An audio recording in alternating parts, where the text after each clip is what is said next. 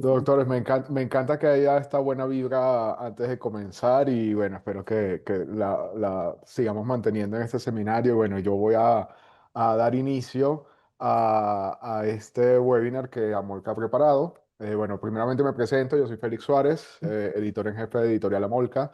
Estoy en la ciudad de Medellín, Colombia, donde se encuentra la casa matriz de la editorial.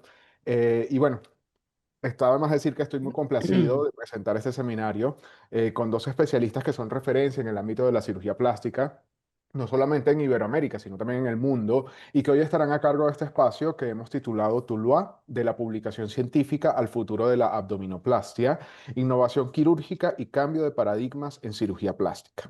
Los saludo, doctores Francisco Villegas y María del Mar Vaquero, ¿cómo están ustedes? Hola, buenas noches. Sí. Hola, eh, buenas noches. Muchas gracias por permitirnos este espacio. No, gracias a ustedes de verdad por estar acá con nosotros y bueno, por compartir no solamente con Amolca, sino con los más de 600 inscritos en este seminario. Les cuento que en este seminario hay especialistas registrados desde Argentina, España, Ecuador, Perú, Panamá, México, Colombia, Chile. Creo que de todos los países hispanohablantes. Así que hay una muy buena audiencia esta noche. Y bueno, no quiero hacer larga esta introducción. Quiero, en primer lugar, explicar el orden y la dinámica del seminario. Comenzaré leyendo una breve semblanza profesional y académica de nuestros invitados de hoy. Después les daré la palabra para que hagan su presentación. Durante la exposición de los doctores Villegas y Vaquero, los asistentes pueden ir escribiendo sus consultas e inquietudes en el chat que tenemos disponible en esta sala. Y al final de la presentación, los doctores responderán a las preguntas que hayan hecho. Entonces, bueno, comienzo presentando al doctor Francisco Villegas, quien es cirujano plástico colombiano con más de 30 años de experiencia, que ha sido reconocido por su innovación en cirugía estética y reconstructiva. Entre su actividad docente y científica, podemos mencionar que ha sido director de la Fundación Docente de la Federación Ibero-Latinoamericana de Cirugía Plástica, FILAP. También ha sido docente activo en microcirugía y cirugía plástica en la Universidad del Valle, Cali, y en la UCEBA, Tuluá. Además, ha participado en conferencias internacionales y múltiples congresos donde ha promovido la difusión global de técnicas seguras, simples y reproducibles. Menciono también que es autor de los libros Fundamentos de Cirugía Plástica, publicado en 2019, y de Tuluá, Abdominoplastia, que en español fue publicado este año por Amolca y que, bueno, del cual van a hablar nuestros invitados hoy. Bueno, nuestra segunda invitada, la doctora María del Mar Vaquero, es licenciada en Medicina y Cirugía por la Universidad de Salamanca, España. Es especialista en cirugía plástica, estética y reparadora y doctora cum laude en Medicina y Cirugía. Maneja su práctica privada en Madrid, España, desde 1994.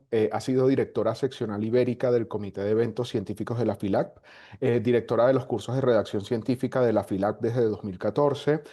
También fue editora asociada de la revista Plastic and Reconstructive Surgery Journal. Es miembro del comité editorial de la revista colombiana de cirugía plástica desde 2014 y es miembro del Consejo Consultor Internacional de la revista boliviana de cirugía plástica. Además, fue directora del Comité de Registros de Implantes de la FILAC de 2016 a 2020. Y bueno, no quiero agregar nada más por el momento, doctores. Nuevamente bienvenidos. Muchísimas gracias por estar acá en este espacio he preparado Amorca para ustedes y bueno, para para toda la audiencia que ha querido escucharlos. Bienvenidos y bueno, la palabra y el espacio es de ustedes. Muchas Doctora, gracias. bueno, comenzamos con usted, doctor. Comienzo yo entonces. Sí, Muy sí, bien. sí. Pues encantada. ¿Puedo compartir ya mi pantalla? Sí, A ver. Ajá, ¿se está viendo ya? doctora, sí. Muy bien. Bueno, pues vamos adelante. Lo primero, muchísimas gracias. Es para mí un honor estar en esta presentación del libro en español de mi querido amigo, el doctor Francisco Villegas.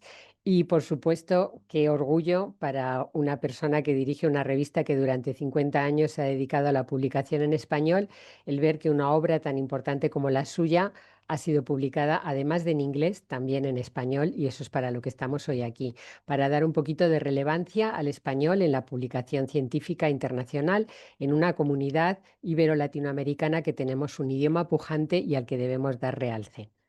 Como médicos, el juramento hipocrático nos dice que debemos aprender de nuestros maestros, aplicar los tratamientos que nos han enseñado, pero también tenemos la obligación de compartir los conocimientos que adquirimos a lo largo de nuestra vida y las técnicas y desarrollos que ponemos en práctica. Porque por muy importante que sea aquello que hacemos, la técnica que describimos, la casuística que recogemos, no existirá si no se la damos a dar a conocer a nuestra comunidad científica de iguales. Eso es lo que nos hará importantes y grandes. Y como dice este libro, la ciencia empieza con la palabra que utilizamos para describir y designar los objetos de estudio. ¿Cómo comunicamos después esa ciencia a través de la palabra? Pues habitualmente lo hacemos de dos formas, a través de las presentaciones orales, como estamos haciendo hoy aquí, pero fundamentalmente a través de la publicación escrita. ¿Por qué creo que la publicación escrita tiene una gran relevancia? Porque, como decía Honoré de Balzac, el oído es una parte muy importante de la verdad, pero también es la principal parte de la mentira.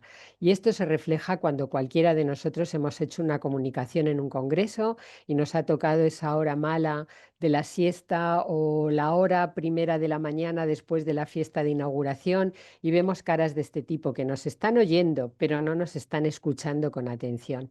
¿Y qué es lo que sucede? Que si lo que contamos muchas veces y repetidamente en un congreso no lo plasmamos por escrito y nuestros oyentes no lo pueden luego refrendar con la lectura detallada y minuciosa de aquello que hemos contado, pues se cometerán errores. Errores porque muchas veces tendemos a creer lo que creemos que hemos oído y por eso se está demostrado que la mayor parte de complicaciones médicas vienen después de un congreso en el que se han presentado técnicas novedosas, porque creemos que hemos entendido, pero si no lo podemos leer y reflexionar, podremos cometer graves errores por imprudencia. Otro aspecto muy importante de la publicación científica es denominar y designar a nuestras técnicas. Como ya nos decía la Biblia, las cosas no existieron hasta que se le pusieron nombre. Y eso es lo que también tenemos que hacer como autores. El doctor William Osler nos advertía ya de que en la ciencia el crédito suele ir al hombre que convence al mundo de una idea, que muchas veces no es el que la concibió primero. Y de ahí viene la idea que todos conocemos de que muchas veces la mayor parte de las técnicas quirúrgicas que empleamos no llevan el nombre de la persona que la inventó, sino del que la publicó primero. Por eso cuando hacemos comunicaciones en congresos, pero no lo refrendamos con la autoría por escrito, cualquiera que lo haya oído puede no apropiarse, no es la palabra, pero sí utilizar la técnica antes que nosotros para escribir sus casos y que la técnica finalmente quede reconocida con su nombre. Luego, por lo tanto, ser reconocido como autor exige siempre la publicación final del trabajo por escrito, del artículo científico o del libro. Esta frase latina nos la repetía mucho nuestro querido profesor, el doctor Koifman, que siempre nos decía: las palabras se las lleva el viento, solamente lo que está escrito permanece. Y esto es lo que hemos visto con la obra de nuestro amigo y la presentación del libro de hoy, el doctor Francisco Villegas. Como él, después de presentar su técnica incipiente, con más casos, luego desarrollada en muchos congresos, decidió plasmarla por escrito y además la designó con un nombre que creó para ella. Este es el mayor ejemplo de lo que es la capacidad de un autor, no solamente contarlo, sino nominarla, comunicarla y escribirla. ¿Y en qué lengua debemos escribir la ciencia? La ciencia médica ha pasado por muchas lenguas a lo largo de su historia. Sabemos nosotros desde los primeros papiros de Susruta que hablaba del colgajo indio para la reconstrucción nasal. En Latinoamérica hay imágenes y textos que hablan de las técnicas que utilizaban los chamanes, los indígenas.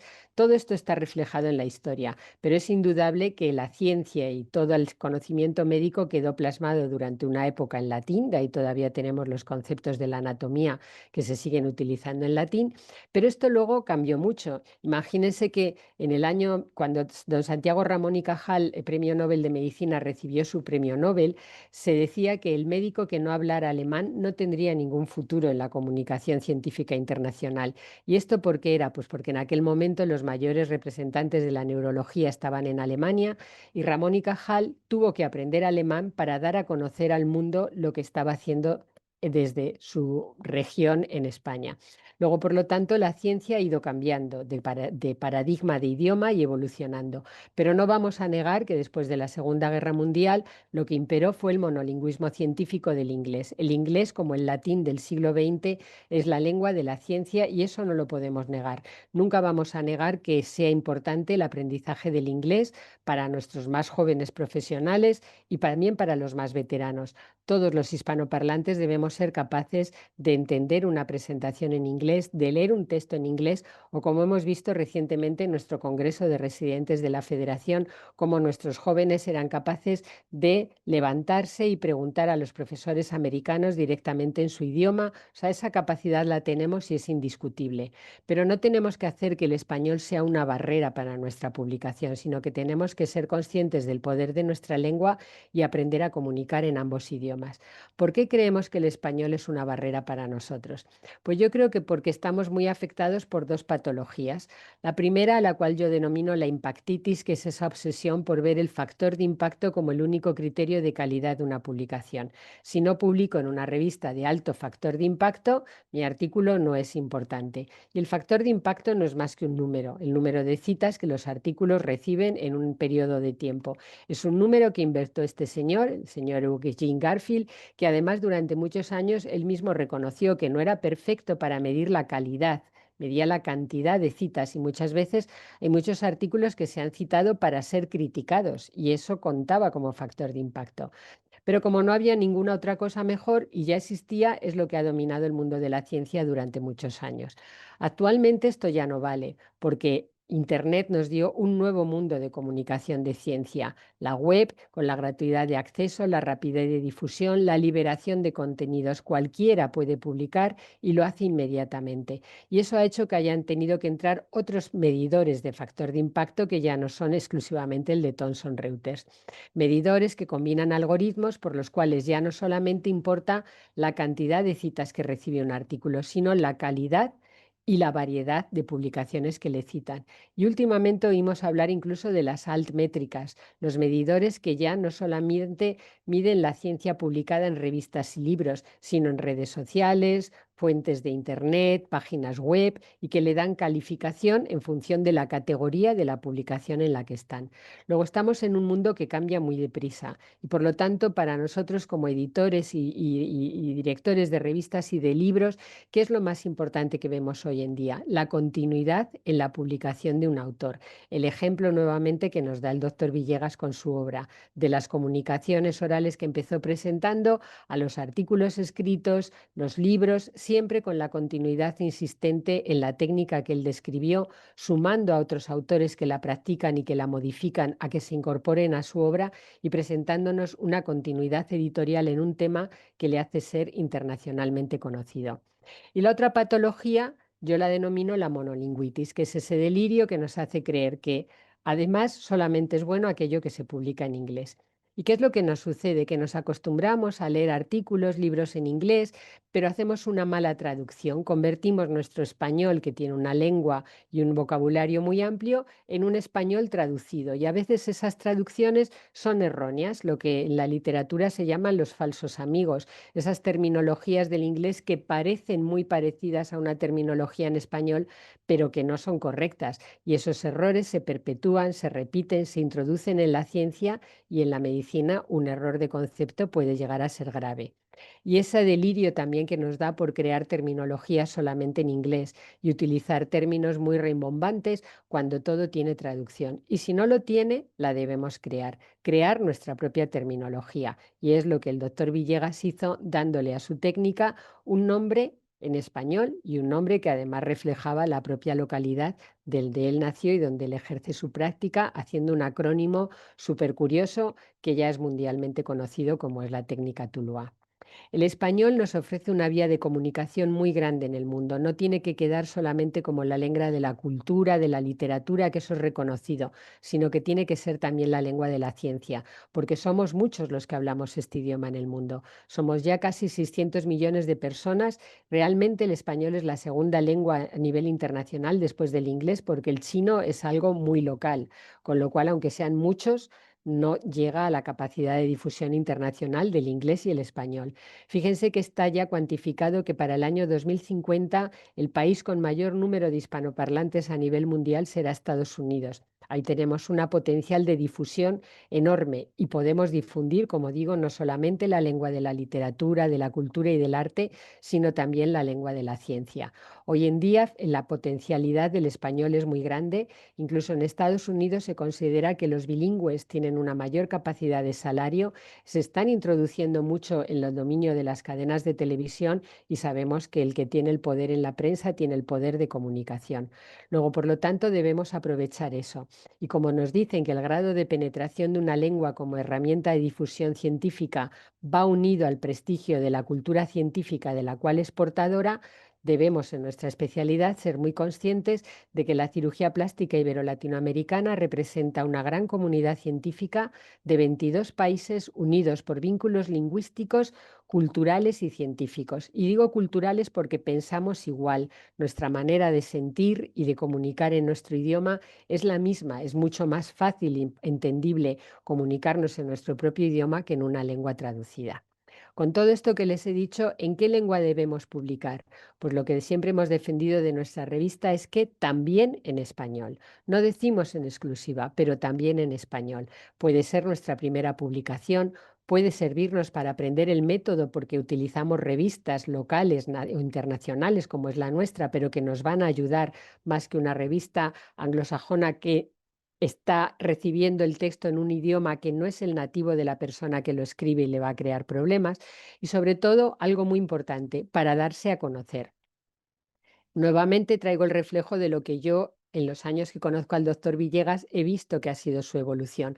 Primero se dio a conocer en el mundo latino entre los suyos, en los congresos nacionales, después en los primeros congresos de la Federación Ibero-Latinoamericana en la que él participó presentando su técnica Tuluá, y todos sabíamos que la técnica Tuluá era del doctor Francisco Villegas, aunque fueran esos mismos colegas latinoamericanos que viajaban por el mundo los que empezaron a difundirla, los residentes que aprendían en países latinoamericanos y se iban fuera, y eso fue lo que le hizo grande. El primero ser conocido entre los suyos para después dar el paso a la internacionalización. Y esa progresión en el idioma es la que nosotros potenciamos. Defendamos también nuestra lengua y progresemos hacia lenguas más internacionales.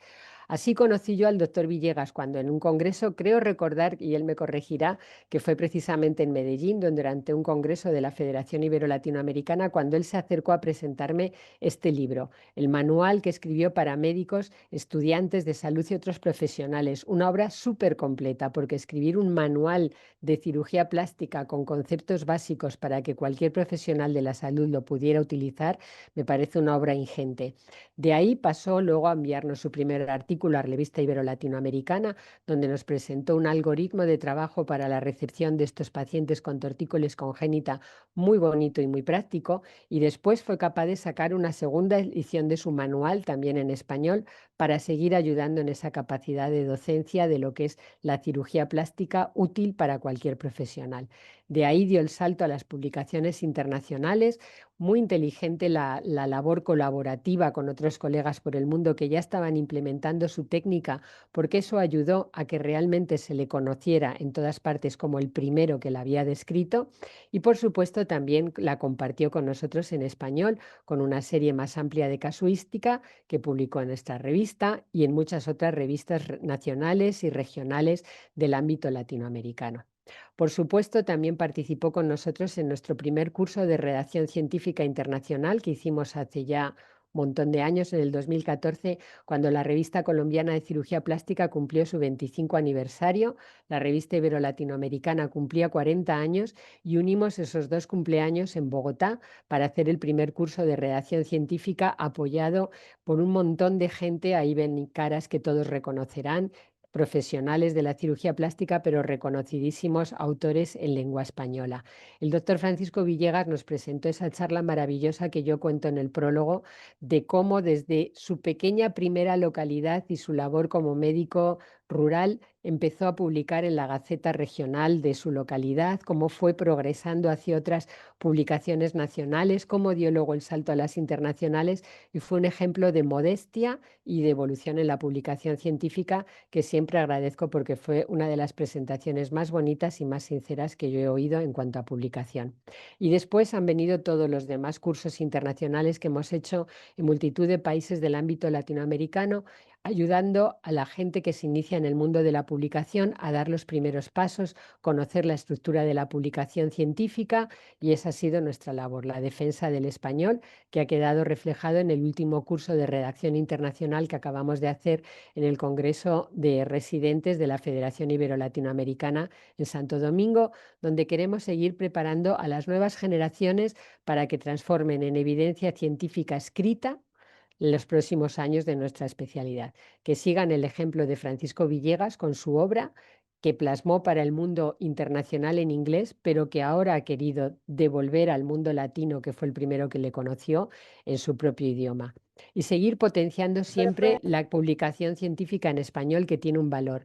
Tenemos comunidades internacionales muy importantes que nos apoyan, la iniciativa de Helsinki, que habla de la importancia de crear impacto en nuestro propio idioma, la iniciativa COARA de la Secretaría General de Iberoamérica, que habla del valor de la publicación científica independientemente de la lengua en la que se comunique. No es más importante porque esté publicada en inglés, no es más importante porque esté en una revista de alto factor de impacto. Lo importante es la calidad y el contenido del artículo independientemente de su idioma. Y si su idioma es el nuestro, que lo hablan 600 millones de personas, mucho más. Y tenemos también esta iniciativa Es Ciencia del Centro Superior de Investigaciones Científicas del Gobierno de España, que habla de la importancia de impulsar la calidad, la visibilidad, la descubribilidad y el reconocimiento de los contenidos científicos en español, que el mundo descubra lo que somos capaces de comunicar, y más en una especialidad como la nuestra, en la que la mayor parte de las técnicas y contenidos todos sabemos que han surgido de países latinoamericanos. Por lo tanto, seamos orgullosos de nuestra diferencia y sigamos el ejemplo de progresión en la comunicación escrita que nos ha dado Francisco Villegas con toda su obra durante estos años, y su generosidad, como nos plasmó aquí en el Congreso de Residentes, donde llegó cargado de libros para repartirles a los más jóvenes que participaron en la Olimpiada de Residentes, que tuvimos por primera vez un éxito de participación de la gente joven, que se fueron todos felices a su casa con el libro del doctor Villegas, como reconocimiento a lo que un autor latino puede hacer en su propio idioma.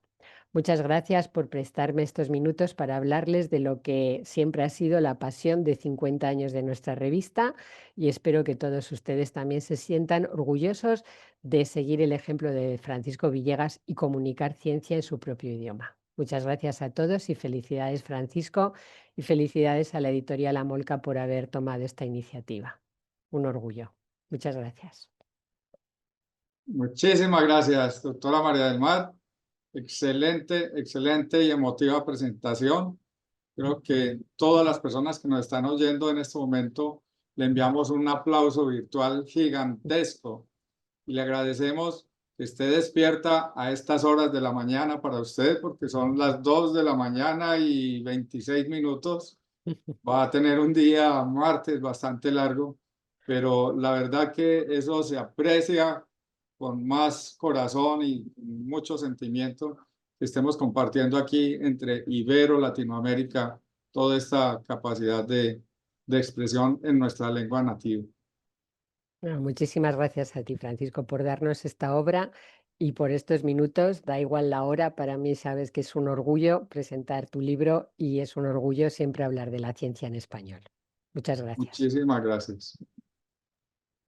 Bueno, doctor, tiene usted ahora el espacio para que nos hable un poco acerca de su técnica, de su libro y bueno, de lo que quiera compartir con en este momento los 259 personas en la sala. Bueno, están viendo mi presentación, ¿no?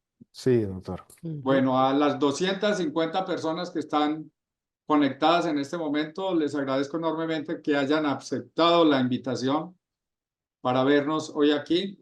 Espero que también estén muchos de los colaboradores, porque personalmente les hice la invitación para poderles agradecer, ya que mencionaré a uno por uno en este recuento que espero que no sea muy largo.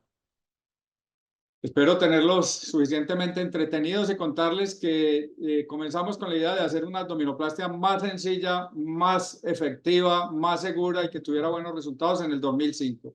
Pero en el 2011 hicimos la primera comunicación oral en Vancouver, Canadá, en un congreso mundial en aquel entonces en la sociedad que se llamaba la IPRAS, en donde propusimos ya un acrónimo para el procedimiento y propusimos que íbamos desde una localidad aquí en Sudamérica, en el corazón de Colombia, que se llama Tuluá, que me ha acogido por 32 años y de manera exclusiva. Solo he trabajado en esta ciudad, en donde he podido ejercer la docencia de la cirugía plástica, el ejercicio ecléctico de la cirugía plástica, haciendo prácticamente de todo. El nombre significa una abdominoplastia de plicatura transversal en el abdomen inferior, como ven marcado aquí, en la que no se hacía despegamiento del ombligo hacia arriba, en donde se hacía una liposucción muy extensa, se amputaba el ombligo antiguo y se dejaba una abdominoplastia con una cicatriz a donde queríamos, bien abajo, y un ombligo proporcional a donde queríamos. Esto no sería muy importante si no fuera porque es la secuencia de un pensamiento científico de muchos años en la historia de la abdominoplastia. Es decir, cambiamos los paradigmas establecidos, cambiamos ese despegamiento amplio por no despegar, cambiamos la aplicatura vertical por transversa, cambiamos transponer el ombligo por hacer un nuevo ombligo, cambiamos la idea de no poder hacer liposucción a poder hacer liposucción con toda libertad, cambiamos la idea de dejar la cicatriz a donde nos tocaba dejarla o el ombligo donde nos tocaba dejarla para tener total libertad en eso. Como decía María del Mar, esta comunicación oral no se quedó solo allí, sino que hicimos un primer reporte allí y fuimos creciendo en revistas de más impacto, también en español, y les recomiendo que nuestra revista, que también ha dirigido la doctora María del Mar por tantos años, sea una de las cosas que consideren cuando vayan a hacer sus publicaciones.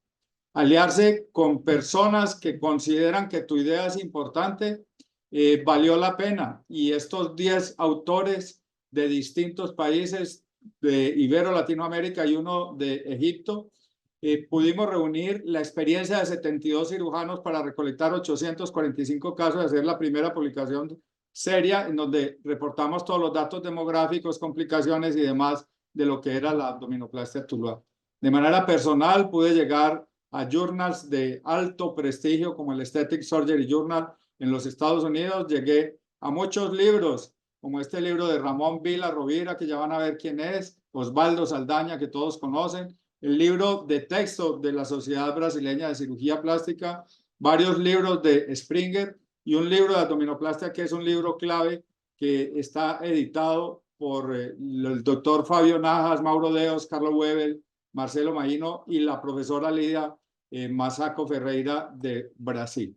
Y finalmente logramos reunir 103 colaboradores para hacer un libro de 50 capítulos por una editorial prestigiosa, el Sevier, en inglés, para poder tener un alcance internacional y reunir las ideas de todos estos pensadores de la abdominoplastia que voy a dejar pasar lentamente. Allí van a reconocer personas muy prestigiosas y otras no tanto, que corresponden a nuestro servicio de cirugía plástica, en especial a nuestros jóvenes residentes que participaron, algunos jóvenes egresados y todos nuestros profesores que forman parte de un grupo de investigación.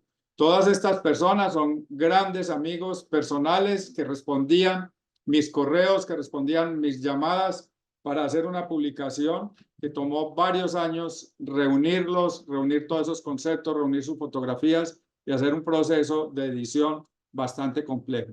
Espero que todos se hayan visto allí y quiero agradecerles de manera personal esta noche. Esto también tuvo un impacto geográfico y miren cómo países como la India, Oriente Medio, los propios Estados Unidos, España, Alemania, comienzan a participar o interactuar con Latinoamérica en esta producción de lo que significó el libro de abdominoplastia Tuluá. Y vuelvo y resalto nuestro grupo de investigación de la Universidad del Valle, de la que tengo el orgullo de ser docente en donde nuestros profesores y residentes ayudaron a hacer la publicación inicial y nos ayudaron también ahora una de nuestras jóvenes egresadas a hacer la revisión en español del libro completo. Estoy hablando de la autora Ana Gabriela, a la que le envío un saludo porque sé que está conectada. Hacemos esta publicación en español porque quisimos mejorar la edición anterior, añadirle videos, añadirle la posibilidad de un libro electrónico que puede ser interactivo, se puede subrayar y hacer otra serie de cosas y sobre todo ver los videos de la técnica operatoria y para lograr ya no esa expansión hacia afuera, sino una visibilidad interna en nuestra propia lengua y de manera más clara, como muy bien reveló la doctora María del Mar, que es nuestra prologuista principal de las dos ediciones, de la edición en inglés y la edición en español. El doctor Lorne Rosenfield es un escritor científico americano que escribe muy metafóricamente y escribe mucho sobre la cirugía plástica. Tiene muchas opiniones acerca de la cirugía plástica, es editor de varios libros y revistas, fue quien hizo nuestro segundo prólogo. El libro lo dividimos en 4 secciones. Una sección inicial, los fundamentos, en donde obviamente vamos a hablar de la anatomía, de la proporcionalidad, de los tipos de aplicaturas que existen, etcétera. Es muy claro que tenemos que tener una segunda sección de técnica quirúrgica donde está completamente explicado cómo es que se hace la abdominoplastia de aplicatura transversa. Hablamos de las adaptaciones internacionales en la tercera sección con nombres como abdominoplastia Florida, abdominoplastia Lima, la experiencia en Paraná, en la India, etcétera, en muchos países que adoptaron la técnica Tuluá. Y finalmente la parte más importante, la discusión de los expertos, en donde expertos internacionales muy reconocidos hablan en pro y en contra de la abdominoplastia Tuluá y eso le da más valor todavía a nuestra publicación. Comienzo por agradecer al profesor Celso Borges, director de un servicio de cirugía plástica en Bogotá, y a nuestra profesora Marcela Cabal, que revisaron la anatomía, en donde la parte vascular es relevante, recuerdan aquello de las zonas de Hooger, y terminan ellos concluyendo de que si hay un despegamiento amplio de estos colgajos, pues va a haber una relativa desvascularización del colgajo abdominal, lo que ha llevado a la complicación más frecuente que es la necrosis, y por eso no despegar significa técnica Tuluá. La anatomía también habla de estética y proporción que se revisa adecuadamente por los doctores Guarín y Yepes, 2 jóvenes especialistas de acá de la región, en los que se habla de la proporcionalidad, de esta proporción de Fibonacci o regla áurea, que se cumple exactamente entre los genitales, el pliegue abdominal inferior y el ombligo, y que también se cumple hasta las cifoides, como se ve allí, en esa proporción áurea de 1 a 1.618.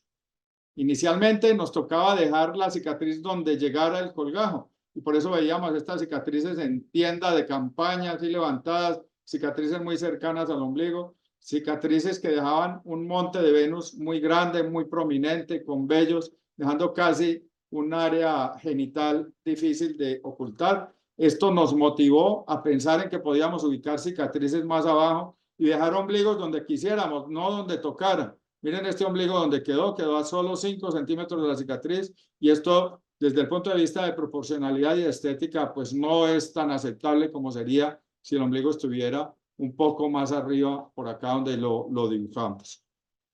Se revisó la historia por el profesor Ernesto Moretti, quien tuvo la gentileza de hacer paso a paso la revisión y describir muy ampliamente todos los pasos evolutivos de la abdominoplastia, de las resecciones más simples, la primera aparición de una neoumbilicoplastia durante una abdominoplastia, finalizando con lo que llamábamos pues entonces esta técnica nueva de aplicatura transversa o abdominoplastia Tuluá, que busca disminuir las complicaciones, y esa es la razón por la que se creó, para hacerla más segura, más sencilla y con buenos resultados. Obviamente esto no salió de la nada, no salió porque a mí se me ocurrió ponerle el nombre de una ciudad a una técnica. Esto salió porque existieron grandes pensadores, y quiero hoy aquí agradecer al profesor Joares Avelar, que es un cirujano plástico prominente de la región de Sao Paulo en Brasil, quien en el año 90 dijo que nunca más en la vida se debería hacer abdominoplastia con liposucción. Sin embargo, él mismo evolucionó su idea y comenzó a investigar por qué era que ocurrían complicaciones tan graves y descubrió que si se dejaban las perforantes, es decir, no hacer despegamiento, el colgajo iba a sobrevivir, y él entonces creó la técnica de no despegamiento, y que él concluye en el capítulo que escribió para nosotros, que dice que Tuluá tiene sus fundamentos en esta técnica que él había descrito. Este señor es un cirujano plástico muy famoso, español. Creo que no debe estar conectado. Si está, saludos, Ramón. Y fue el primero en el 1985 en publicar en nuestra revista Ibero-Latinoamericana de Cirugía Plástica la combinación de abdominoplastia con liposucción. Eso tuvo que ser muy trágico para él, porque seguramente vio complicaciones gravísimas, tanto que Ramón cambió su parecer, y ahora en el 2025 escribió para nosotros un capítulo con una técnica que se llama ELMA. ELMA es una liposucción muy extensa con una abdominoplastia mínima para aumentar la seguridad. ¿Eso a qué equivale? Equivale a hacer una gran liposucción en una paciente como esta y hacer resecciones cutáneas, muchas veces sin plicatura y algunas veces ni siquiera con transposición umbilical, para obtener resultados razonables. Decía que no todo sucede porque a uno se le ocurre. Hay gigantes que han estado antes de nosotros. Quiero resaltar aquí este grupo de Medellín de 3 grandes amigos cirujanos plásticos ya expertos todos, en especial Juan Carlos Cárdenas, Mónica García y Jaime Muñoz, que ya habían descrito una técnica de plicatura transversa en la revista del Plastic en el 2002, en donde hacían una semiluna inferior y no hacían despegamiento por arriba del ombligo para hacer mini abdominoplastias con liposucción. La neumbilicoplastia, ya dijimos que no era una idea nueva. Tenemos neumbilicoplastia durante abdominoplastia, y aquí invité a William Murillo. Un saludo, William, un agradecimiento. Un saludo al doctor William Fernández, profesor de nuestro servicio, quienes revisaron para nosotros la técnica de neumbilicoplastia durante la abdominoplastia y describen cómo es que se debe hacer, en qué proporcionalidad y qué técnicas existen. El doctor Murillo tiene una técnica personal que emula el esfacelamiento del ombligo después del nacimiento, y él hace algo similar de una manera curiosa y obtiene unos resultados satisfactorios. Obviamente en este capítulo ellos revisan las técnicas de neumbilicoplastia con injertos, como las hacemos, y otras técnicas de neumbilicoplastia. Un profesor de nuestro servicio y una joven egresada, la doctora Sofía, el doctor Santiago Aguilera, un saludo para ellos, que sé que están conectados.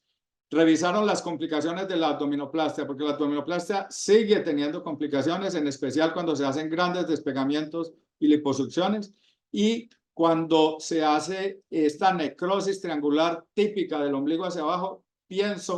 Pensamos que es debido a ese despegamiento y a la adición de liposucción. Sin embargo, miren qué tan inteligente es esta frase. Ellos llaman la atención de que la abdominoplastia Tuluá no es un antídoto para todo. Los pacientes hay que seleccionarlos muy bien y hacerles una técnica operatoria muy bien hecha para que no haya complicaciones. Es decir, no es un remedio universal. Tenemos soporte en 2 estudios de investigación animal bien controlados, en los que hicimos liposucción agresiva en este modelo murino en ratas, aprovechando nuestro laboratorio experimental en la Universidad del Valle y el Bioterio, que nos colaboraron ampliamente en hacer estas liposucciones agresivas en estos animalitos, que donaron sus vidas y sus cuerpos para que pudiéramos hacer abdominoplastias de despegamiento amplio como estas, abdominoplastia como la Tuluá sin despegamiento. Hicimos mediciones transoperatorias, todas las que ustedes se puedan imaginar, de tensión. Hicimos seguimiento posoperatorio cuidadoso todos los días, fotografiando una cantidad grande de animales para ver complicaciones como esta necrosis subumbilical que logramos reproducir en muchos animales. Y finalmente hicimos una evaluación al día final de cómo era el resultado y un estudio post-mortem en donde determinamos qué tanto se había ensanchado la aplicatura, qué complicaciones habían habido. Vimos todas las complicaciones, vimos eromas, vimos necrosis, y este es el resultado final de un grupo. Eran grupos de 12, aquí solo le muestro algunas fotografías. Cuando hicimos liposucción con despegamientos amplios, miren las complicaciones: necrosis umbilical, necrosis, necrosis, necrosis, necrosis en casi todas, con resultados que terminan siendo desastrosos desde el punto de vista estético y funcional. Y miren, por comparación solo en imagen, lo que pasa cuando no hacemos despegamiento. No hay necrosis, la cicatriz se mantiene abajo, los ombligos siguen estando donde los dejamos. Es decir, creo que era el remedio, por lo menos en este modelo animal. Una joven cirujana plástica, la doctora Lady Roda, revisó conmigo los cambios de paradigmas que llevaron a la abdominoplastia Tuluá, y es que la ciencia evoluciona en ciclos. Ya decía Kuhn que esto es un ciclo evolutivo que lleva a ciclos diferentes. Y entonces la abdominoplastia se puede ubicar en una etapa de presciencia, de ciencia establecida por 100 años. Luego en 5 años comenzaron a aparecer problemas cuando se combinó la liposucción, lo que llevó a nuevas soluciones, porque lo que se veía eran cosas como esta. No crean que esto era que se veía. Se sigue viendo. Estas son imágenes tomadas de los grupos de WhatsApp y me siguen aterrando, y yo sé que la vida de estas pacientes y la vida de los pobres cirujanos que hicieron estas cirugías es desastrosa, o por lo menos tuvieron malos momentos, porque esto te puede cambiar la vida de una manera dramática. Y llevamos entonces a un nuevo ciclo de abdominoplastia que llamamos abdominoplastia no despegamiento, abdominoplastia Tuluá, que cambia lo establecido. Entonces cambia de aplicatura vertical a transversa, de hacer una disección amplia a no hacer nada de disección, hacer liposucción con restricciones, a hacer liposucción como queramos, en vez de hacer umbilicoplastia por transposición, hacer la amputación umbilical y hacer un nuevo ombligo, y ubicar la cicatriz y el ombligo de manera proporcional a donde queramos. Revisamos, obviamente, con Daniel Guerrero. Daniel, un saludo y gracias. La técnica quirúrgica básica, en la que es clave que ubicamos la cicatriz a tan solo 6 centímetros de la horquilla vulvar, y en la que hacemos resecciones amplísimas. Y pues obviamente hacemos una liposucción sin restricciones, podemos hacer resección en bloque muy grande como esta, con amputación del ombligo. Esta resección y liposucción permite que se preserven las perforantes, como ven allí, una aplicatura que trae la cintura hacia el centro y hacia abajo y tensa la pared abdominal de manera integral, porque jalar esto hacia abajo también tensa el epigastrio. Ubicamos la cicatriz donde queramos, el ombligo lo hacemos con un injerto donde queramos y obtenemos estos resultados que parecen inverosímiles, porque no hay despegamiento por arriba del ombligo, y ahí es donde más mejoría hay.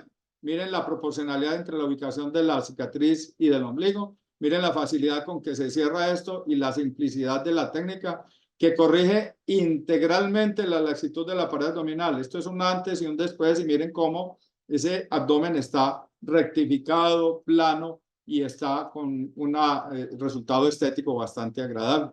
De hecho, revisamos cómo, paradójicamente, aunque no hacemos despegamiento en el epigastrio, tenemos la máxima corrección en el epigastrio, y casos como este lo demuestran.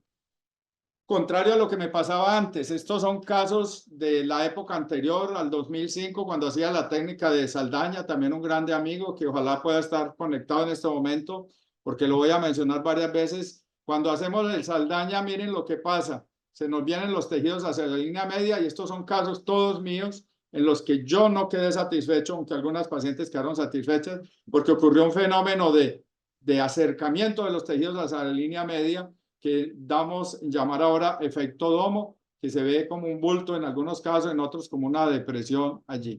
Y miren, en contraposición lo que pasa, arriba están los preoperatorios y abajo los posoperatorios. Esta señora no tuvo nada de despegamiento por arriba del ombligo, y miren el grado de aplanamiento que tuvimos con una técnica de aplicatura transversa. Esta ya había tenido una mini abdominoplastia en donde habían hecho una aplicatura del ombligo hacia abajo, y miren la redundancia que tenía. Paradójicamente no hicimos nada de despegamiento por arriba del ombligo y tenemos una corrección.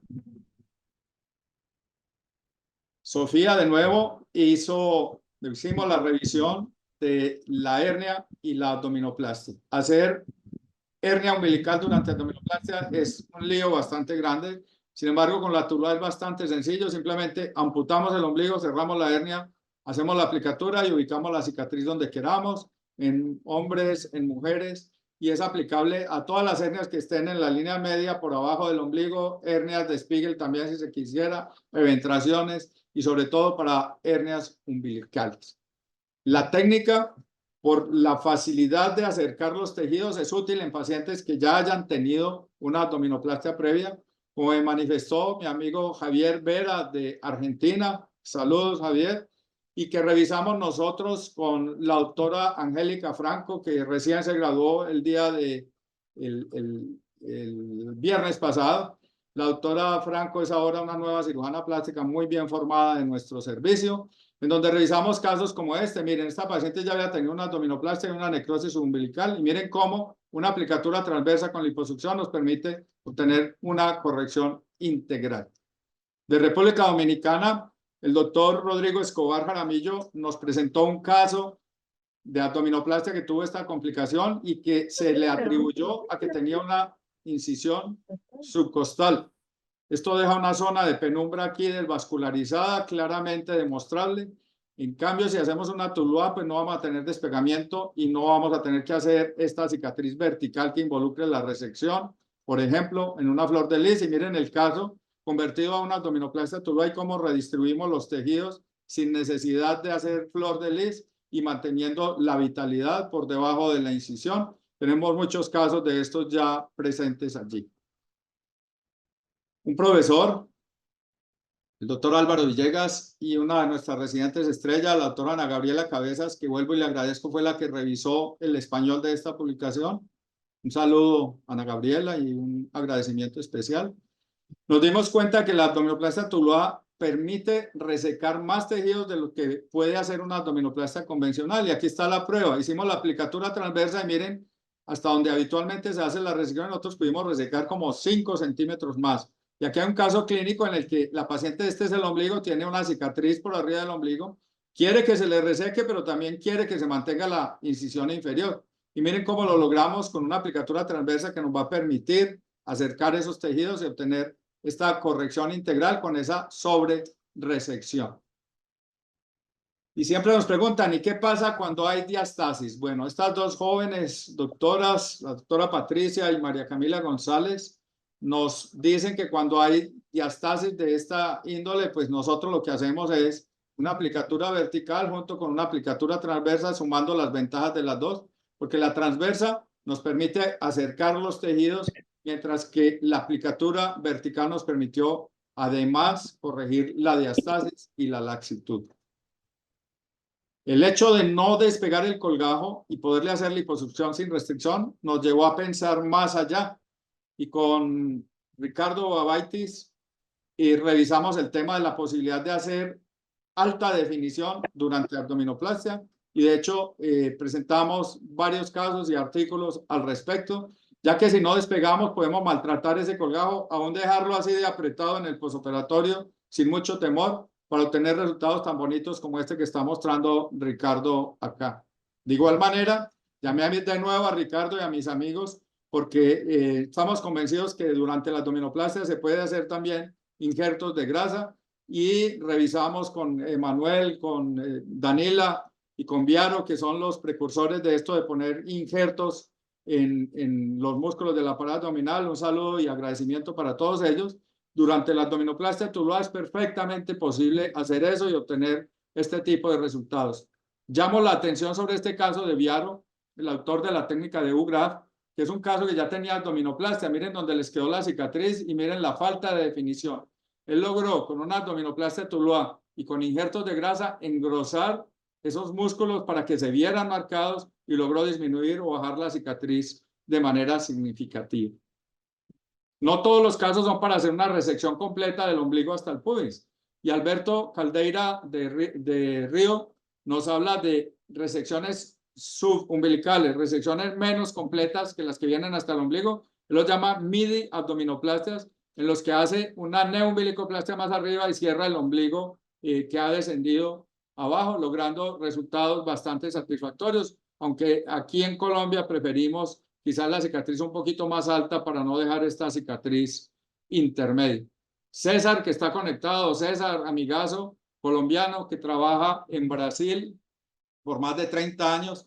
César describe la experiencia con mini tuluás. En este caso ya el ombligo lo deja donde está, simplemente desciende un poco, hace una resección y va a hacer una aplicatura transversa que corrige de manera dramática la laxitud de la pared abdominal. En esto le ayudó uno de nuestros residentes estrella, el doctor Rodrigo Penagos, y la propia hija de César Kelly. La técnica también tiene indicaciones reconstructivas y en nuestras pacientes de reconstrucción mamaria con colgajos libres de la pared abdominal podemos tratar el abdomen como una abdominoplastia.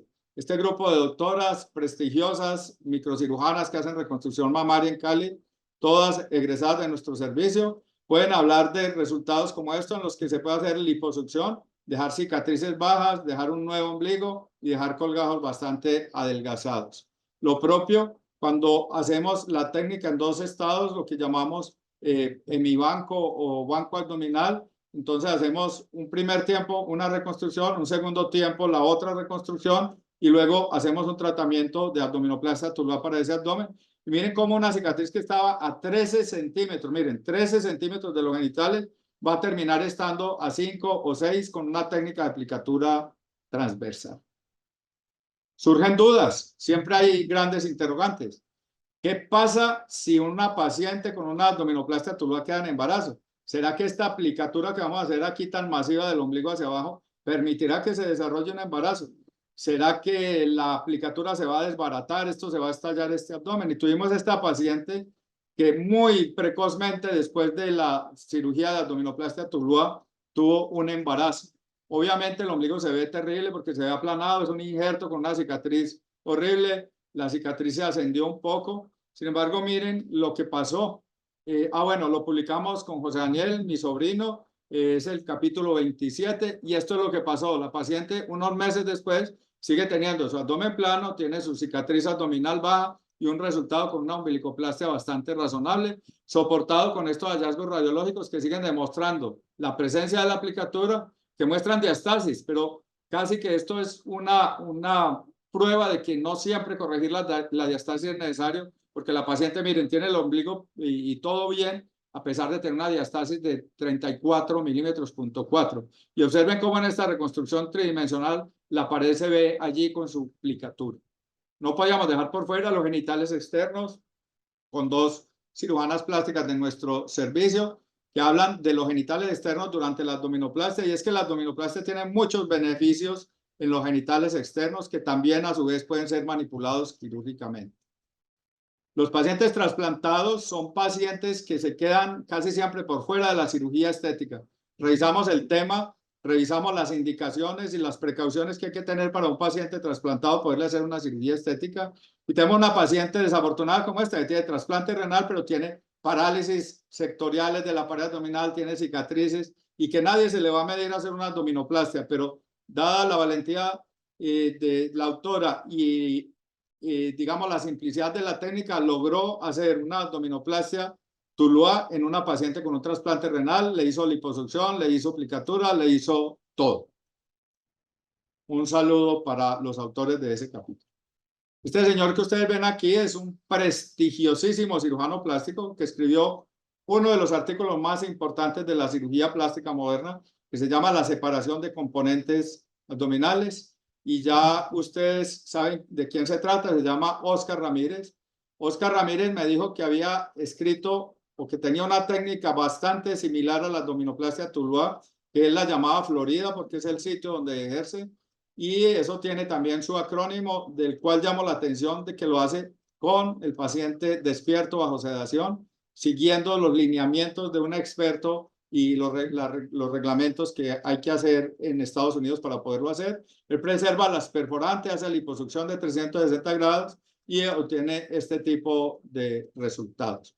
Lima, en el Perú, es también parte de esa experiencia internacional que estamos hablando ya de la sección 3 de nuestro libro, en donde ellos hacen una suma de aplicatura vertical con aplicatura horizontal, lo acuñan con el término Lima, que es bastante parecido a una abdominoplastia tulular junto con la aplicatura vertical, y ese es el resultado que ellos tienen. La aplicatura, preservan las perforantes, hacen neoumbilicoplastia, proponen no hacer transposición umbilical para evitar este tipo de cosas, y pueden obtener resultados tan dramáticos como esta paciente que parece que ya tiene una abdominoplastia previa y tiene un abombamiento de la pared. Y miren cómo con una aplicatura transversa, vertical y una neoumbilicoplastia logran tener ese resultado tan satisfactorio. Lo propio en el Paraná, en Brasil, Israel Soares hace una aplicatura que él llama en ballesta, que es una combinación de vertical con transversal, con liposucción, y obtiene resultados excepcionales. Geográficamente llama mucho la atención que en la India, en donde posiblemente se tengan unos preconceptos con respecto a la preservación del ombligo, hagan abdominoplastia Tuluá. Por eso están invitados a escribir este capítulo donde muestran los casos tan dramáticos como estos, en donde miren el grado de herniación umbilical que tenía esta paciente y cómo lo corrigen con una liposucción, con una resección directa y con una aplicatura transversa y neoumbilicoplastia. Casos muy dramáticos muestran ellos, como muestran nuestros amigos, un colega de Egipto y un colega colombiano que trabaja en Dubái, demostrando en otras latitudes, en otro tipo de pacientes, en otro tipo de vestimentas, resultados asombrosísimos con liposucción y con solo aplicatura transversa para obtener este tipo de abdómenes planos. Este caso es muy especial, está publicado en nuestro libro porque tiene una incisión subcostal bastante amplia y miren cómo esta paciente, que casi seguro habríamos pensado en una flor de lis, una resección vertical con transversa, termina redistribuyéndose todos esos tejidos y teniendo completa vitalidad y una resolución bastante buena con una abdominoplastia Tuluá. En Buenos Aires hacen la abdominoplastia Tuluá frecuentemente en muchos pacientes y fueron tal vez los primeros que comenzaron a hacerlo. Guillermo Blugerman y Diego Shavelson junto con su grupo de residentes hacen montones de estas abdominoplastias de manera bastante sencilla, con anestesia tumescente, con paciente despierto, hacen la neumbilicoplastia. Hablan de ello en distintas partes del mundo, lo hacen muy bien y obtienen resultados maravillosos en un paciente femenino, en otro masculino. Y prepárense para el que les voy a mostrar. Esto es ya la ciencia máxima en Tuluá. Miren cómo esta paciente tenía una necrosis por abajo del ombligo y cómo el doctor Blugerman logra resecar todo y cerrarlo con una aplicatura transversa y una neoumbilicoplastia. Lo propio pasa en Paraguay, en donde Alfieri hace estas aplicaturas tan amplias y miren cómo obtiene resultados razonables. Miren la apariencia de la neoumbilicoplastia. Llamo la atención sobre eso.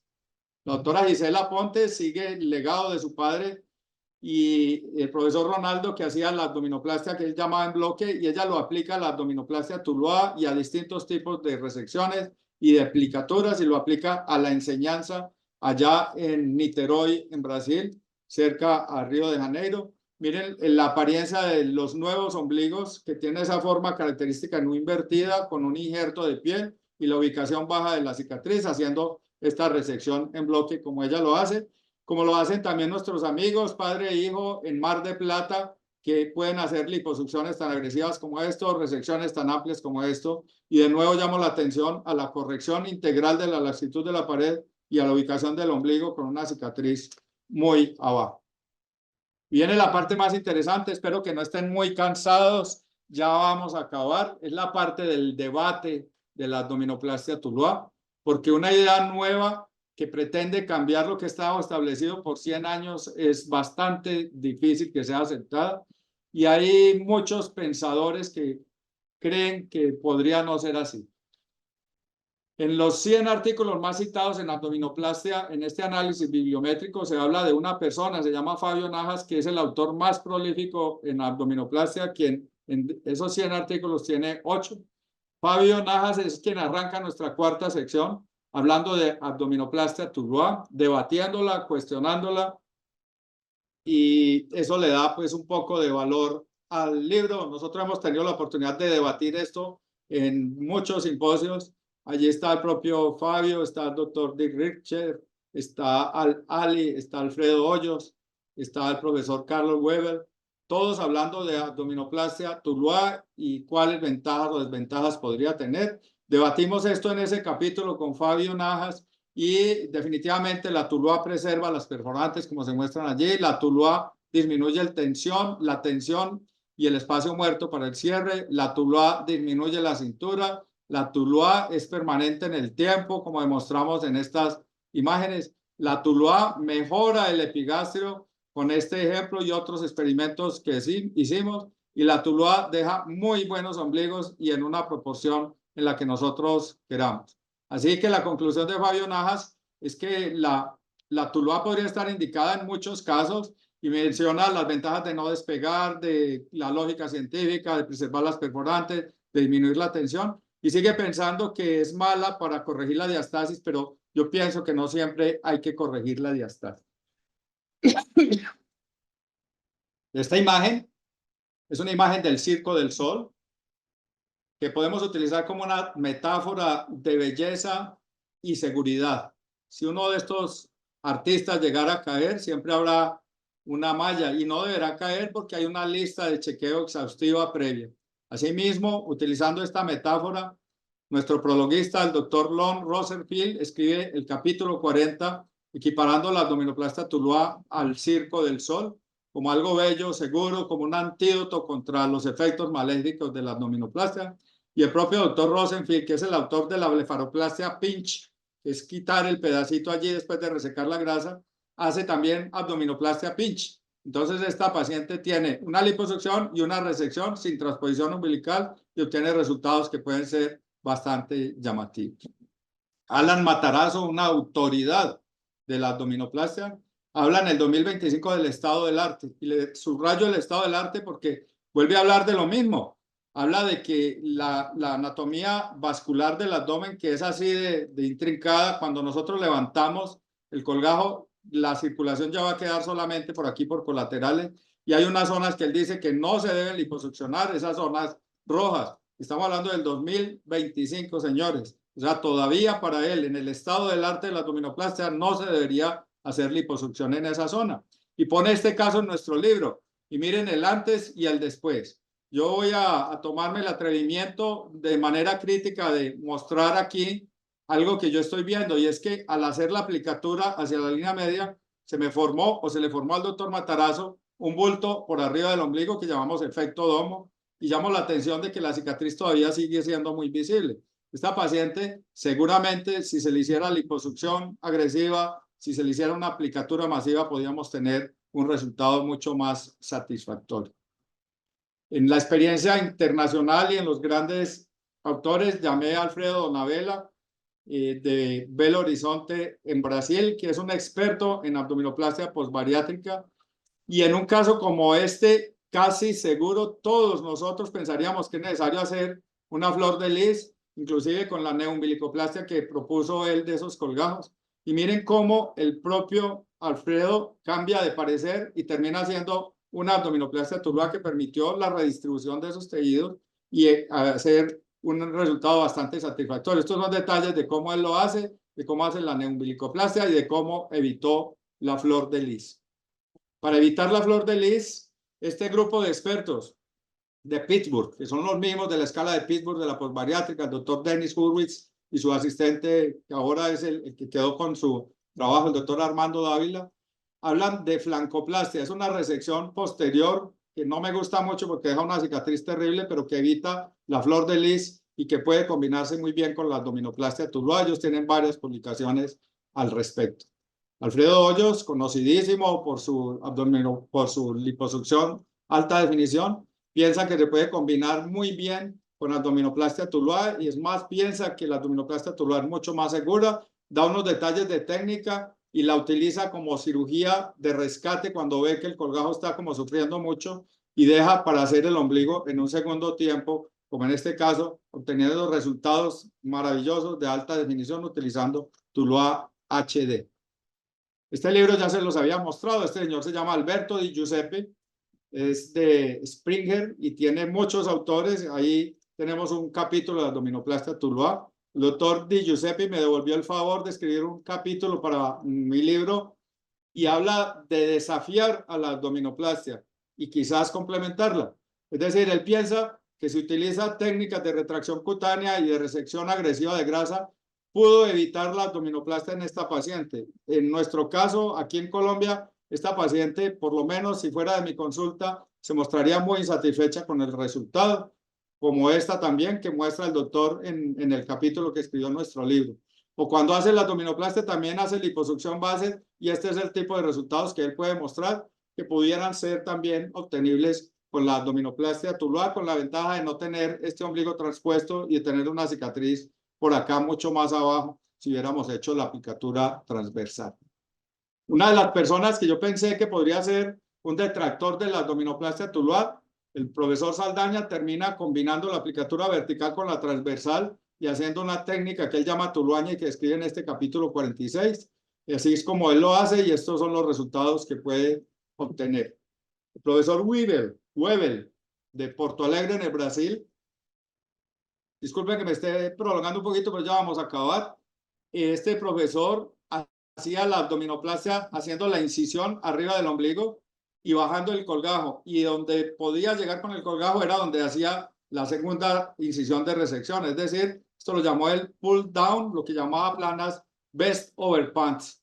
Y miren cómo cambia de parecer y termina haciendo estas resecciones en bloque tan agresivas con una aplicatura transversa para obtener resultados así en mujeres y así en hombres. Die Richter de Alemania, que habla en muchos eventos internacionales en países muy diferentes al entorno ibero-latinoamericano. También escribe el capítulo 48, demostrando su experiencia con un caso bien complejo de abdominoplastia tulular que logra solucionar de esta manera. Lo propio hace Lázaro Cárdenas en Guadalajara, en México, quien puede demostrar la utilidad. Y finalmente, desde Roma, hay un autor prolífico que se llama Giuseppe Visconti, que había descrito una técnica de cierre del abdomen para donante de colgajo de reconstrucción mamaria que él llamaba CALP. Y logra en este capítulo combinar el CALP con el Tuluá. Y CALP termina siendo casi un Tuluá porque es una disección de despegamiento limitado, asistido por cánula, con neumbilicoplastia, con el compás de Fibonacci. Esa es idea de él lo había hecho previamente. Esta es la manera como hace él la neumbilicoplastia. Esto es como lo hacía para los casos de reconstrucción mamaria y así es como lo está haciendo actualmente en la abdominoplastia que él llama CALP Tuluá. Bueno, así entonces hemos llegado a tener este libro de abdominoplastia Tuluá que representa no solo un nombre y no solo una idea, sino digamos una trayectoria de un pensamiento dentro de la evolución de la abdominoplastia, en el que participaron estas 103 personas de manera activa y que estuvieron muy atentos y que no los puedo mencionar a todos, pero que les doy un agradecimiento aquí esta noche. Esta versión en español va a tener entonces ya una difusión más aquí interna entre nosotros, va a tener un acercamiento más grande y va a ser un libro que tiene la posibilidad de ser interactivo de manera virtual y de tener los videos para todos. Esto era lo que tenía para decirles. Quedo a su entera disposición, Félix. Si hay preguntas, me gustaría mucho poderlas responder. Quisiera, si dan la posibilidad a la audiencia de que hagan algunos comentarios y Sí. ojalá no haya sido muy extensa esta presentación. Parece que no demasiado porque todavía tenemos 268 personas conectadas, lo que me llena de mucha satisfacción. Muchas gracias a todos. No, y muchas gracias a usted, doctor, de verdad, y lo felicito, no solamente por esta presentación y este resumen tan conciso, pero tan completo, sino también precisamente por este libro que representa su trayectoria, de lo que hablaba precisamente la doctora Vaquero al principio. O sea, el caso suyo es el ejemplo más claro de lo que debería ser, digamos, una trayectoria profesional y académica no solamente desde la presentación de trabajos y de publicaciones en español, sino que se va precisamente hacia publicaciones en inglés, que es realmente la lengua científica estándar en este momento, sino que también este libro, Tuluá Abdominoplastia, es o regresa precisamente a esos orígenes del español para que los cirujanos plásticos hispanohablantes puedan conocer acerca de su técnica. Yo de verdad lo felicito muchísimo, doctor, por este libro, por su presentación. Y sí, hay bastantes preguntas, hay muchas felicitaciones. No sé si ha visto el chat. Yo tenía un par de preguntas, pero me gustaría más bien como dejar espacio a leer las preguntas de los asistentes para que, bueno, para que podamos responderlas. La primera pregunta que se hizo, el doctor Barrios dice, ¿qué tan agresiva se puede hacer la liposucción por encima del ombligo? ¿Dejar un pliegue de 2 centímetros de espesor o más grueso para que siga siendo segura? Doctor Barrios, la liposucción puede ser bastante agresiva. La verdad, yo no he tenido complicaciones de necrosis, lo que hace que estoy haciendo la abdominoplastia Tuluá. Pero un consejo es dejar un colgajo lo suficientemente espeso como para que haya profundidad y el ombligo no quede plano. De hecho, yo no utilizo tecnologías para aspirar el colgajo, pero sí lo dejo bastante móvil, lo dejo bastante delgado, de aproximadamente unos 2 centímetros. Algunos autores como Babaitis y Hoyos sí usan tecnologías en el colgajo. Y yo pues simplemente utilizo la técnica de liposucción tumescente convencional y dejo un poquito de espesor como para que el ombligo no me vaya a quedar borrado o plano cuando ponga el injerto. Ok. Bueno, el doctor Mauricio Guerrero pregunta, ¿cuando aplican supraumbilical, el cierre es Barodi o no? Porque dice, los ombligos los veo muy altos, viendo la visualización total del abdomen casi a nivel de línea subcostal. Bueno, doctor Guerrero, tiene toda la razón cuando habla de que los ombligos son altos. La verdad es que yo tenía un preconcepto y dejaba los ombligos a 14 o 15 centímetros de la incisión. Y usted ve que muchos de estos pacientes tienen una evolución muy larga. Actualmente los ombligos yo no recomiendo que se hagan a más de 9,5 centímetros de la incisión y que la incisión quede entre 5 y 6 centímetros de la horquilla vulvar. Así no vamos a tener ombligos altos. De todas maneras, existe una posibilidad de que se elongue la aplicatura y que se suba un poco el ombligo. Y tenemos una ventaja y es que cuando el ombligo es ligeramente más alto que un ombligo muy cercano a la cicatriz, la paciente se ve más longilínea. Y aquí en un debate honesto y científico, sí, ese es uno de los defectos de la técnica, es que se pueden tomar malas decisiones en cuanto al posicionamiento del ombligo. Y en cuanto a los puntos de Barudi, que son esos puntos que ocluyen el colgajo contra el abdomen, si hacemos una tuluá típica, no hay manera de dejar muchos puntos de aproximación, básicamente ninguno. Y cuando hacemos un túnel en el centro, ponemos algunos escasos puntos para tratar de que quede obliterado el espacio en la línea media. Muchas gracias, doctor Guerrero, por la pregunta. Bien, el doctor Alexis Gallagher pregunta, bueno, dice, una sola duda es sobre el aumento de la presión intraabdominal. ¿Cómo podemos manejar la medición y evaluación antes y después? Bueno, esta es una cosa que tengo pendiente.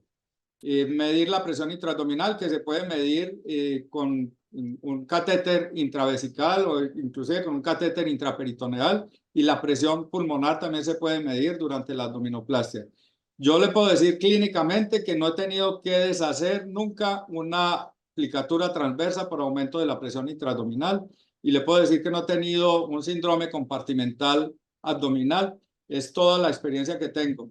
Cuando hicimos el experimento en ratas, medimos otro tipo de tensiones. Medimos la tensión de la pared, medimos la tensión del cierre de la herida, pero no tuvimos la precaución de hacer la medición o los cambios que podrían ocurrir dentro de la cavidad abdominal. De todas maneras, no son tan dramáticos como para que se manifiesten clínicamente en nuestros pacientes en series grandes que hemos tenido. Doctor, bueno, no sé si ha visto el chat, pero hay muchas felicitaciones y muchos comentarios acerca, bueno, del agradecimiento a esta presentación, pero también hay otras preguntas. Dice, por ejemplo, el doctor Vicente Sánchez, doctor, excelente, y en su experiencia, ¿cuáles son las principales complicaciones de la Tuluá y cuál sería el futuro de la técnica? Ok, bueno. Las complicaciones más frecuentes de la abdominoplastia tuluá siguen siendo el seroma.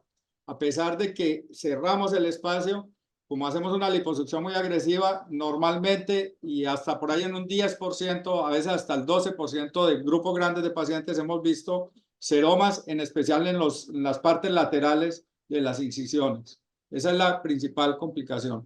La necrosis y la disencia es extremadamente rara y baja, aunque puede ocurrir, sobre todo si los casos son secundarios, con liposucciones previas, etc. Y la otra complicación frecuente es la falta de integración del ombligo, del injerto umbilical, lo cual generalmente se soluciona solo con curaciones.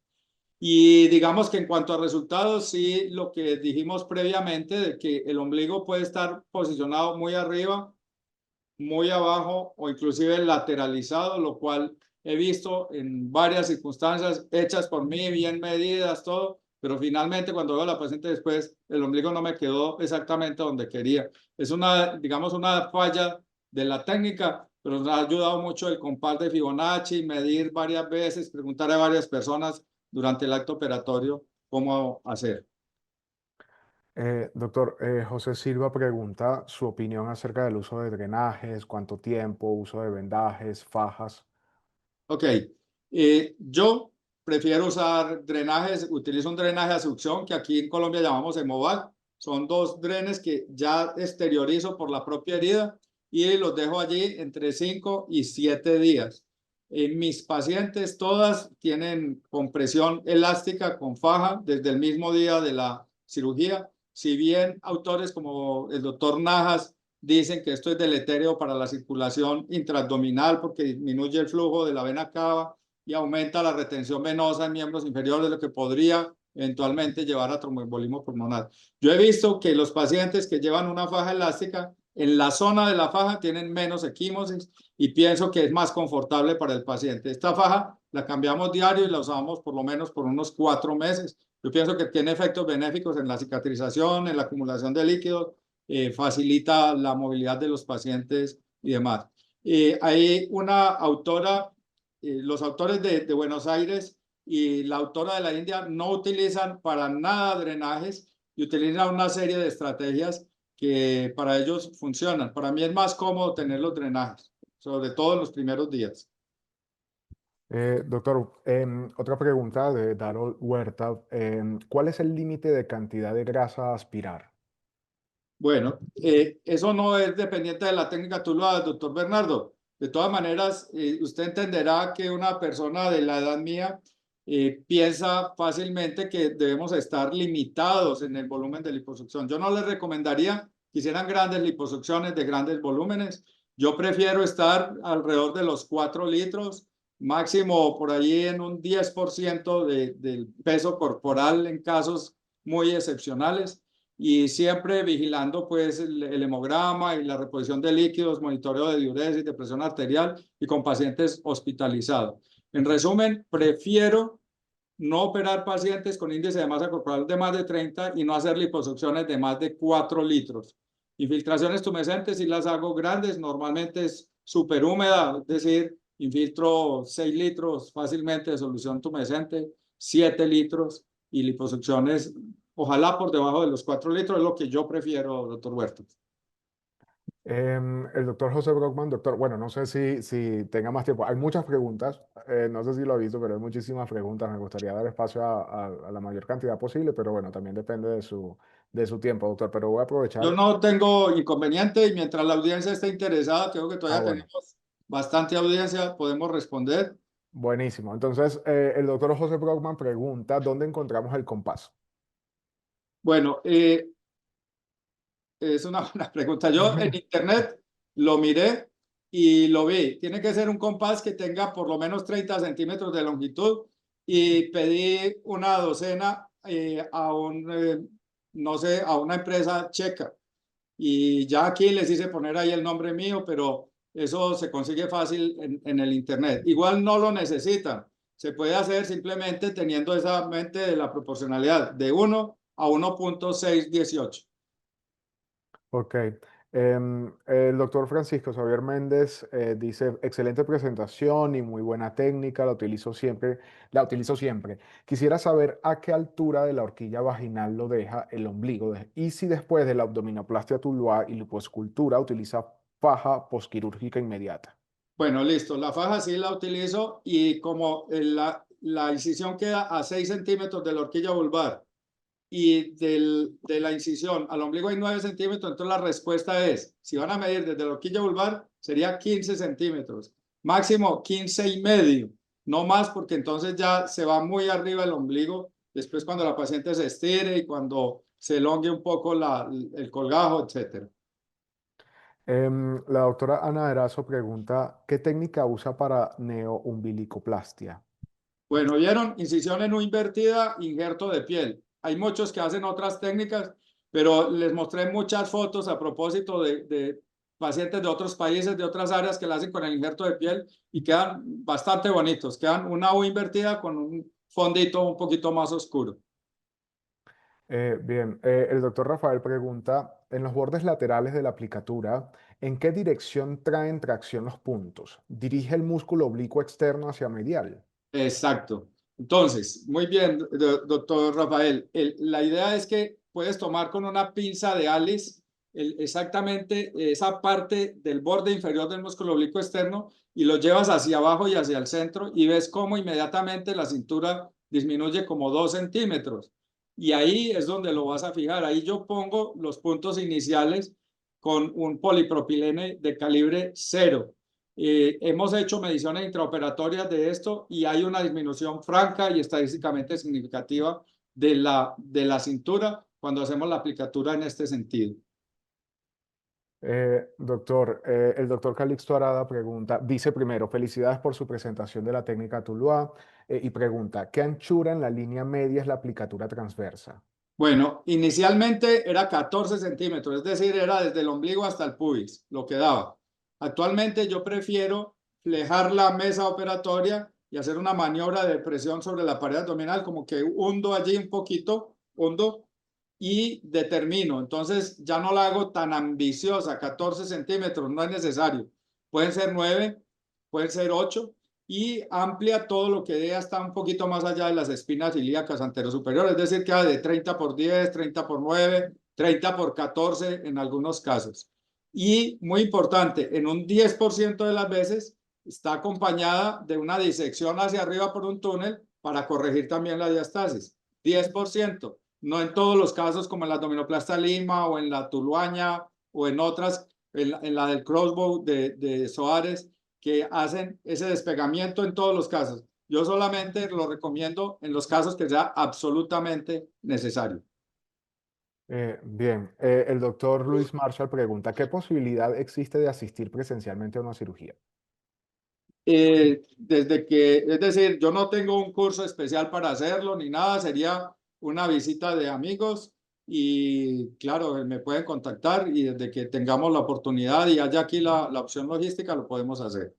Que si realizan la técnica en pacientes con IMC mayor a 28, y Sí, la respuesta es sí. Yo me limito a 30, pero hay otros que van un poco más allá. No me quedo en 28 porque se me reduce mucho la cantidad de pacientes para hacerles el procedimiento.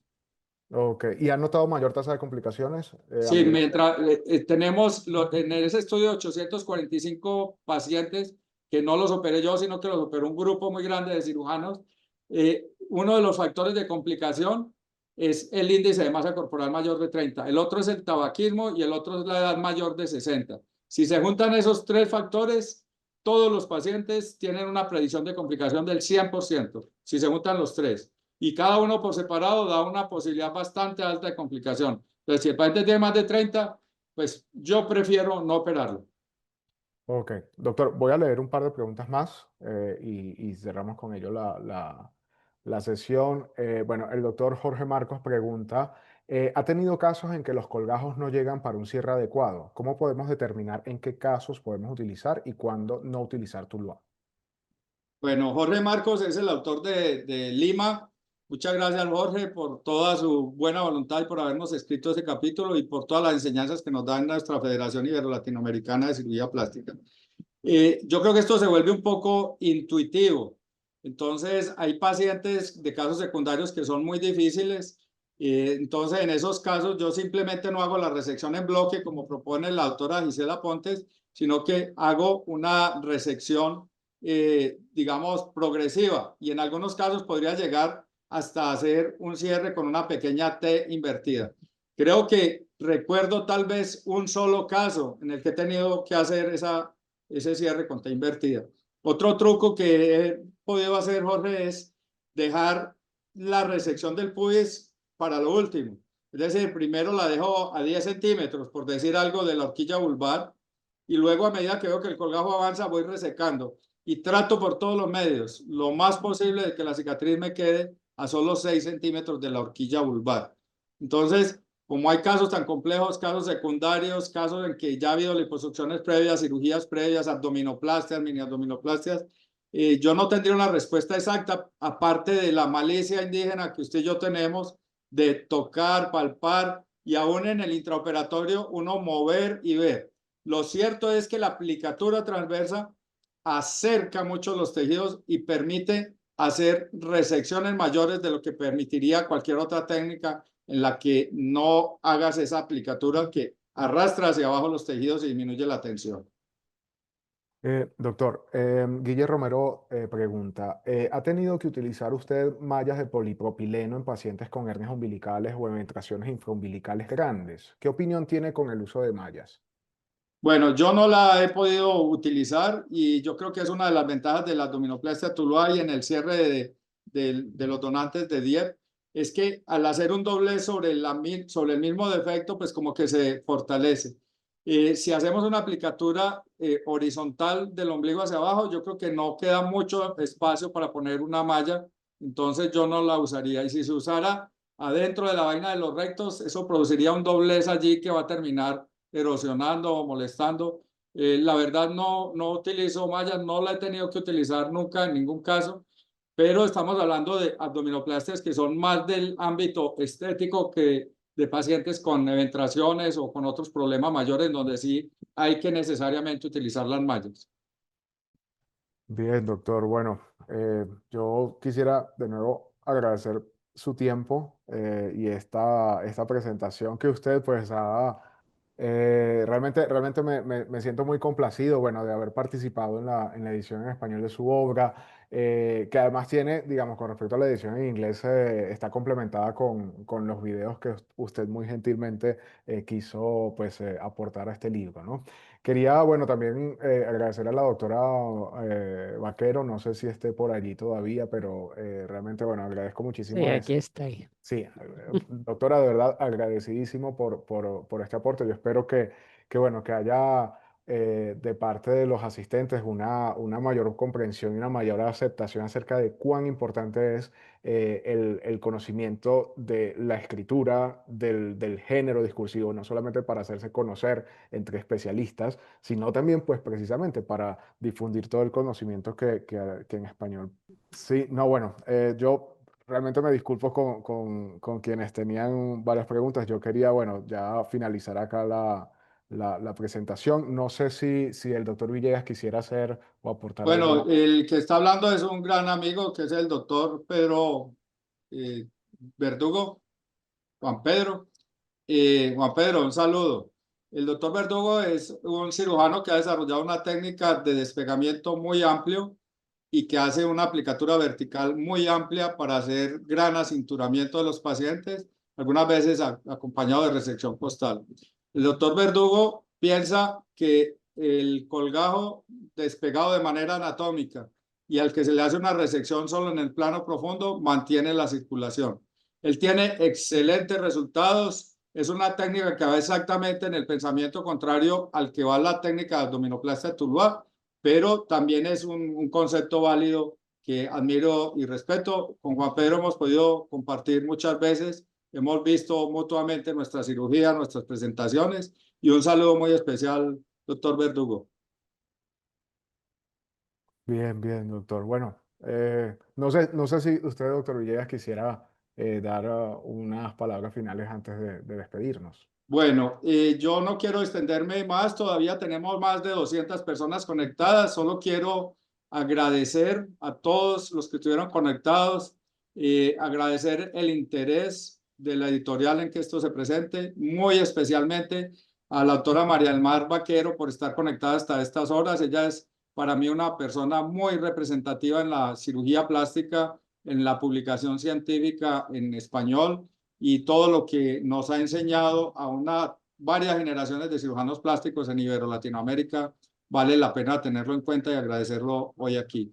Y quiero agradecer a los 103 colaboradores y en especial a los que estuvieron conectados aquí esta noche e invitarlos a que sigamos pensando en esto de publicación, que sigamos pensando en opciones como esta. La abdominoplastia tuluar no es obligatoria, pero yo creo que tiene gran futuro y para algunos es el futuro de la abdominoplastia. No quiere decir que todos la tengan que hacer así, la podemos hacer también de manera diferente y vendrán seguramente también nuevos cambios de paradigma.